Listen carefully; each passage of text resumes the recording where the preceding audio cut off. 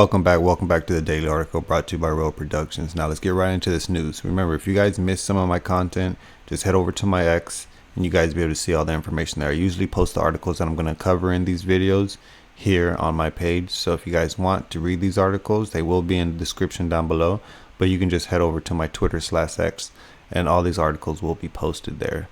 So let's get into this crypto news really quick. Remember, we cover crypto, we cover world events, we also cover crazy things that I think are interesting. And if you guys think that I've missed something that I should cover, make sure you drop it in the comments down below or send me a message here on X. Remember, it's the King Louis. All right, the King Louis. Now let's get right into this crypto news. Now we have Bitcoin sitting at 57K. We have Ethereum at 3K. I think it dropped down below 3K, but we're back above it again. We got BNP at 513. This also dropped, I believe, from 600. We also have Solana at 139. We have XRP sitting at a healthy 43 cents. Get those bags, y'all. And then we have TON. We're going to cover something with TON in a little bit. We have Dogecoin, and then we have Cardano sitting at 37 cents. Dogecoin at 10 cents. Avalanche at $25. Polkadot at $6, and that's all we really care about here. Now let's move on to these articles. Now the thing about Bitcoin, like I have my mixed convictions about Bitcoin. There's a part of me that says it's good for the system, you know, decentralized and whatnot, but a lot of us know that the hash rate is not decentralized. It's owned by, you know, foreign entities like China and them controlling most of, you know, the nodes and whatnot, but it's neither here nor there. All right, moving on. So basically, the German government moves about 1 billion in Bitcoin in just 24 hours. And where do they move it to? They moved it to certain exchanges. They didn't put it all into one exchange because that wouldn't be smart. They moved it to multiple exchanges, like Kraken, Bitstamp, Coinbase, and different market flow traders. So basically, this could be a good thing, could be a bad thing, but what's been happening with Bitcoin, there's been a lot of volatility as of late, and we don't know why. It could be politics, you know what I mean, could be US elections, could be a whole bunch of things worldwide. But basically Germany understood that maybe they should sell some of their Bitcoin, in my opinion. So basically what's been happening with them is they confiscated nearly 50,000 Bitcoin related to a case. So we already know with Bitcoin, a lot of people think it's decentralized and like things like that, and that it's good for the world to have, you know, a decentralized type of money. But like, in my opinion, there's a lot of bad acting happening with Bitcoin. And, you know, for the Bitcoin maxis out there, you know, if you guys invested early, then I would take some profit and stand back from this, you know, watch Bitcoin collapse. Because in my opinion, Bitcoin reminds me of Netscape back when the .com era happened. But like I said earlier, it's neither here nor there. Moving on. All right, let's check out Matic really quick. So Matic is one of my holdings. I love Matic, but there's been a lot of controversy with Matic as well. So basically, traders could spark 20% dip with this 129 move. So basically what's been happening with Matic is a lot of people have been putting in different derivatives for Matic. But the thing is about Matic, it's been dipping, and the way it's looking, a lot of these, you could say, shorts or longs are being taken out. People are taking profits or taking their losses because they're understanding that basically the chemistry, you could say, with this chart is changing. A lot of people thought it was going to go higher, but in actuality it's dipped, and some of those people take their money out. So what happens when you take your money out of the market? It lowers the volume. The value, yeah. So it's like one of those things where if the volume starts dipping, well, guess what? The coin is going to start dipping too, because of people's, you know, fear and greed index. Like, they don't understand that they're not going to make no money. So what happens? They take their money out. So basically, the decline was about 47 million in accounts. And let me see here. I read through the article really quick, but let me show you. So it went from 176.9 million as of July 1st. To about 129 million. So basically people aren't that interested in this anymore, and they rather sit out and be safe than to put their money into a lot of these trades and things like that. Remember, take your profit, don't get greedy. If it's only a 10% profit, take it. You know what I mean? Not financial advice, but it's one of those things where you never know what's going to happen with these markets, and it's better to be safe than sorry, right? All right, so remember, these articles will be down below or on my X, so go check them out. Moving on, to Bybit. So basically, Bybit and Hamster Kombat token is for pre-market trading now. So basically, Hamster has been taken off, and like I said earlier in the video, we're going to cover something with TON. So TON is going to be Hamster Kombat's, I guess, native token. So here it is. Here it's sitting at $7. So basically, I don't know too much about this, but I'm pretty sure it's like it's a game. Okay, so you basically have a hamster and you fight within like this arena type thing, and you earn crypto based on if you win, and you get to upgrade your Hamster Kombat. I think you guys should check it out. But what I really want to cover is how many people have been onboarded to Web3. Yes, this is part of Web3, and like the whole idea of Hamster Kombat, I think in my opinion, is amazing. So basically, Hamster Kombat hits 239 million users in 81 days. The reason why this is significant for me is because it's one of those things where you could be into all sorts of things as a human being. You can be into fashion, you can be into movies, you can be into music. This particular thing is gaming, and they were able to onboard 239 million users just with gaming alone. So when it comes to Web3 and when it comes to like cryptocurrency, it's amazing how certain things can onboard people into these markets. So it's one of those things where not too many people are aware of crypto, as we all know, but it's one of those things where if one type of industry can onboard this many users in 81 days, just imagine what happens once we start really implementing Web3 and blockchain technology all over the world. Like I said earlier, into fashion, into music, into movies. I also believe Sports Illustrated has something where you can buy your tickets now and also get like benefits from doing it that way. All right. So I think this is very helpful to the industry as a whole. And read the articles, go through it, check out their Telegram. Basically, you know, there's a character. This looks pretty cool in my opinion, but I haven't really got into it. But it's one of those things, like I said, the onboarding is very important for the whole industry, not just gaming. All right. Moving on. Okay, there's a lot of mixed opinions about AI, but basically, I'm not even gonna try to say his last name because I'm not gonna butcher. But Roman and Lex Fridman discuss how this world could be a simulation and how an artificial superintelligence could help us jailbreak the system. Now, I'm not really into the whole idea of us being in a simulation, but I do believe we are part of, like, you know, culturally speaking, this is prison, damn there. This is modern day slavery. How we have to work for our income, have to work for food and water and all these things that should be free to us. But basically, if you read the article, he discusses how it could either help us break out of this simulation just due to the aspects of simulation. And down here he says that, let me see, there's also a video if you guys want to check it out. But he also says something about like every time they would put right here, we use AI boxing as a possible tool to control AI. He said, referring to the notion that AI will always find a way to escape from any box created to contain it. And we realize AI will always escape. So it's one of those things where you can't control AI. You know what I mean? No matter what type of box or parameters they put AI in, it always figures out a way to get out of it. So it's one of those things, like he was talking about the simulation. If we are really in a simulation, it will either help us get out of it, or basically there's also, he said down here, there's a chance that it would destroy us. Let me see if I can find it. Yeah, so it's either one or two options. Either it's going to get rid of us or it's going to help us break out of this. All right, right here. Sorry, I just passed it. I just seen it. Dang it.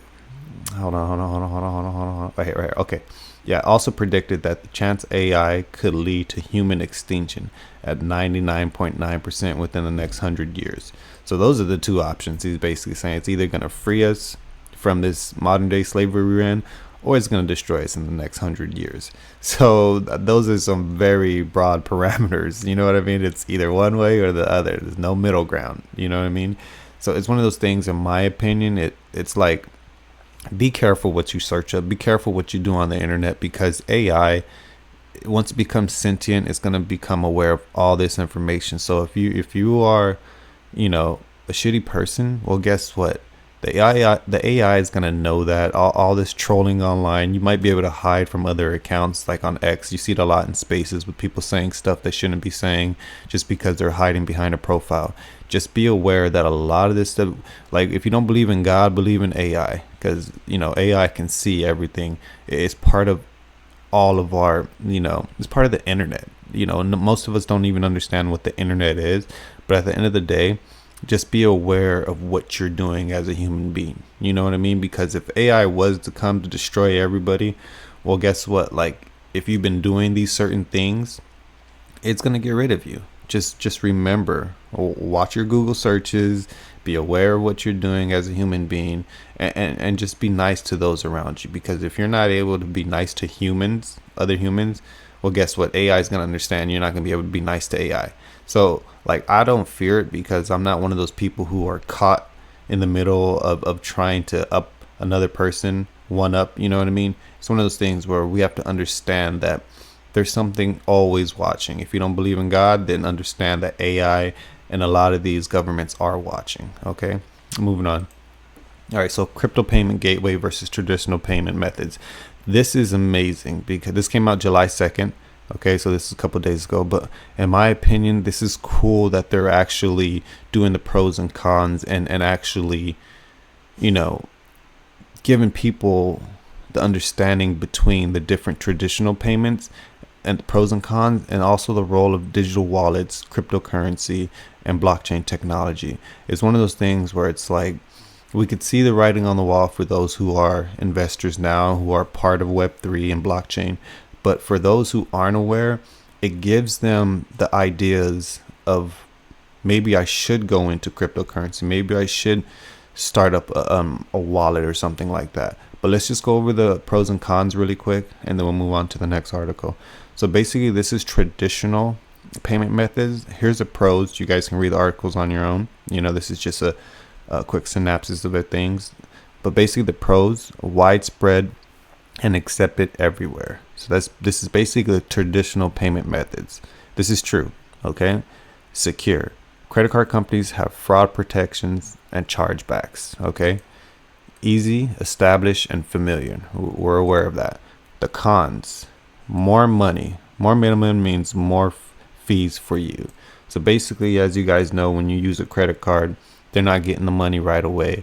There's a lot of fees in between, and you have to pay those fees in order for them to receive their money. That's why a lot of people don't use credit cards for transactions. I'm not talking about us as the retail. I'm talking about like institutions and businesses and stuff like that. It's just too many fees for them. Too many middlemen, as it says here, as a con. Another con is slower. Settlement times can be longer, especially for international transactions. Remember, this is comparing it to cryptocurrency and the payment methods that go along with blockchain and stuff like that. Another con is security risk. Credit card information can be stolen, thus fraud and identity theft can happen. And there's a lot going on. Hold on real quick. Sorry. There's a lot going on with these things and stuff like that. So it's like we have to be aware that yes, the traditional payment method is helpful, but at the end of the day, let's look at the cryptocurrency payment gateways. So basically, it's cheaper since there are fewer intermediaries involved. The charges are lower. So the way blockchain works is you have one currency, you have a middle currency, and then you have another currency. The middle currency would be, let's use XRP for an example, or Bitcoin.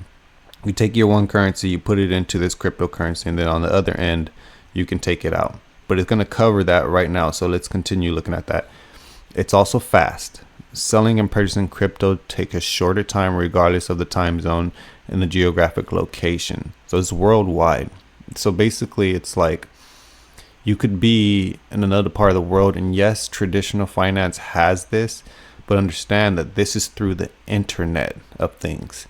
Like the traditional finance, you have to go through your bank. Okay, yes, the bank is connected to the internet, but this is a whole different system. And a lot of people can't fathom the idea of the internet of things, real world assets being on the internet, just like an email is. This is exactly like that, but with just more data and transactions, money and stuff like that. Okay, it's secure. Blockchain ensures high security, global accepted in every corner of the globe. All right, like I was just saying earlier. And then cons, it's volatile. So remember what I was saying earlier. You take one currency, you put it into a cryptocurrency, and then you take it out on the other end. But the price may fluctuate significantly, especially if you do not do that last part of the transaction, like putting it into your fiat or into a different fiat that you want. The coin can move quickly unless you use a stable coin. And that's why there's this whole talk about CBDCs and stable coins and stuff like that, because it's pegged to a certain entity. All right, so let's look at the next con. It's unregulated. And I don't know why they put this in the article, because there's plenty of countries that are actually regulating cryptocurrencies. So America might be behind, but there's a lot of other countries that actually have great regulation when it comes to this. So I think this is just for the Western world and whatnot.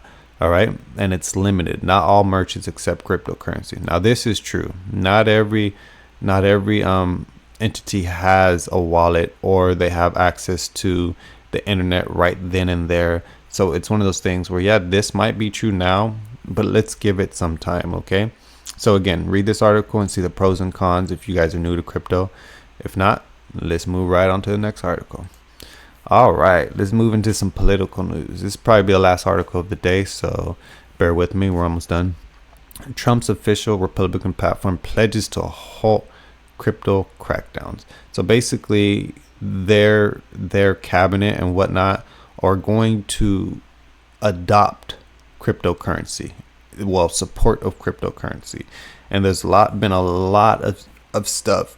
It's like a double-edged sword. Okay, we have to be aware of these things. So basically, the Republicans will end Democrats' unlawful and un-American crypto crackdown and oppose the creation of central bank digital currency. So like basically, if you guys aren't aware, the Fed is trying to create a CBDC, and I thought all these people worked together, but I'm starting to see now that there's two sides of the same coin fighting for power. You get me? So basically, we will defend the right to mine Bitcoin and ensure every American has the right to self-custody of their own digital assets and transact free from the government surveillance and control. This is amazing. If Trump, like, I'm not a full supporter of Trump, but if Trump and his cabinet are going after like these cryptocurrency crackdowns, like we've seen with SEC going after Coinbase and Ripple and Ethereum, like, it's one of those things where it's like, if they are able to help support self-custody, I love this idea, because it's like, there's a lot of fees when it comes in taxes. I'm not saying you can avoid taxes, but it's in some places around the world, you do not have to pay taxes for your crypto. And I believe, in a way, that's how it should be, but in a way it's not, because it's like the US dollar is part of this system where we pay taxes, and these taxes don't get used for anything.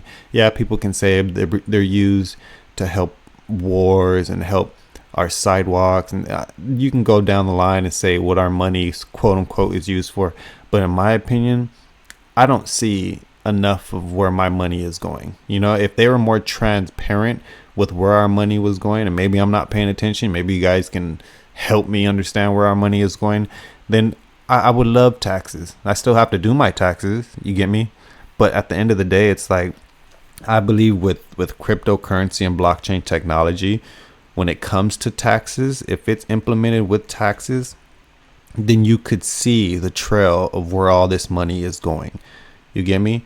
Now, if Donald Trump and his cabinet are going to work towards this, then by all means, you got my vote. I don't vote, but you got my vote. But hopefully you guys have a beautiful day, evening, or night. And thank you for being here with me. If you guys enjoy the content, drop a crown down below, drop a like, and subscribe. All right. I love you guys. Have a brilliant day. Peace.